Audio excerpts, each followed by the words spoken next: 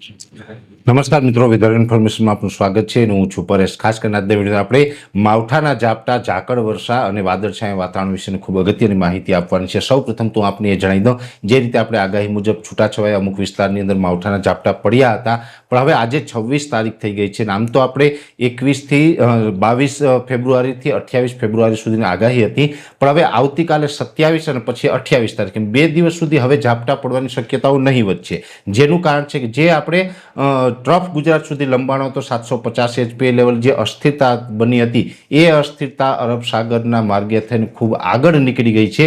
એટલે હવે આપણે માવઠાના ઝાપટામાંથી મુક્તિ પણ મળશે. અત્યાર સુધી જે માવઠાના ઝાપટા છેલ્લા 4-5 દિવસ દરમિયાન આપણે અલગ અલગ વિસ્તારોમાં જોયા છે, એ માવઠા ચોક્કસથી પડ્યા છે, પણ હવે આવતીકાલથી આ માવઠાના ઝાપટામાંથી મુક્તિ મળશે. આવતીકાલથી કદાચ એકાદ સેન્ટરમાં કદાચ ઝાપટું પડે તો એ વાત અલગ છે, બાકી આવતીકાલથી ઝાપટા જોવા નહીં મળે તેવું વ્યક્તિગત મારું પ્રિડિક્શન છે, મારું અનુમાન છે. બીજી વાત એ કરવાની છે કે વાદળછાયું વાતાવરણ, આમ તો ભલે માવઠાના ઝાપટામાંથી મુક્તિ મળે, પણ હજુ પણ રાજ્યના અલગ અલગ વિસ્તારોની અંદર લગભગ 4 અથવા તો 5 માર્ચ સુધી વાદળછાયું વાતાવરણ છૂટાછવાયા કોઈ વિસ્તારની અંદર જોવા મળશે. અમુક વિસ્તારની અંદર અતિ ઘાટા વાદળ પણ જોવા મળે તેવી શક્યતાઓ છે. અને અતિ ઘાટા વાદળ જોવા મળે તો સ્વાભાવિક રીતે અમુક જગ્યાએ જે જીરુનો પાક અત્યારે તૈયાર થઈ ગયો છે એના ઉપર પણ એની માઠી અસર પડી શકે છે. બીજા નંબરની અંદર ઝાકળ આમ જોવા જઈએ તો પવનની જે ઝડપ છે એ ભલે નોર્મલ રહેવાની છે, પવનની ઝડપમાં કોઈ વધારો નથી થવાનો, પણ પવનની દિશા છે એ બદલાવાની છે. જે અત્યારે પવનની દિશા છે એમાં આરબના પવનો ખાસ વધારે ચાલે તેવી શક્યતાઓ છે. આરબના પવન એટલે કે ઉત્તર પશ્ચિમ દિશાના વાયવ્યના પવનો ચાલે,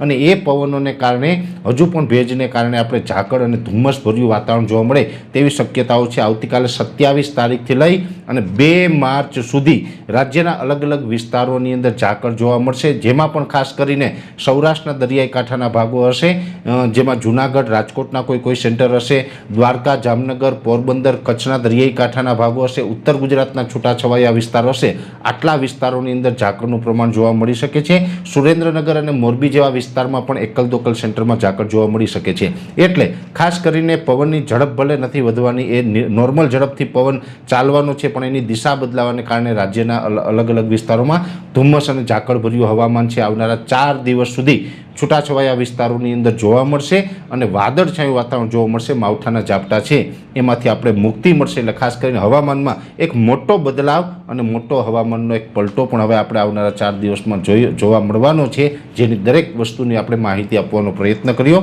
વિશેષ માહિતી છે નેક્સ્ટ વિડીયોમાં આપવામાં આવશે. અત્યારે આ વિડીયોની અંદર એટલું જ. અંતમાં દરેક મિત્રોને વિનંતી રહેશે, વિડીયોને લાઈક આપીને દરેક ગ્રુપમાં શેર કરી દેવો. જો તમે અમને યુટ્યુબ ઉપર જોઈ રહ્યા હોય તો ચેનલને સબસ્ક્રાઈબ કરજો અને અમારા ફેસબુક પેજને ફોલો કરજો. નમસ્કાર.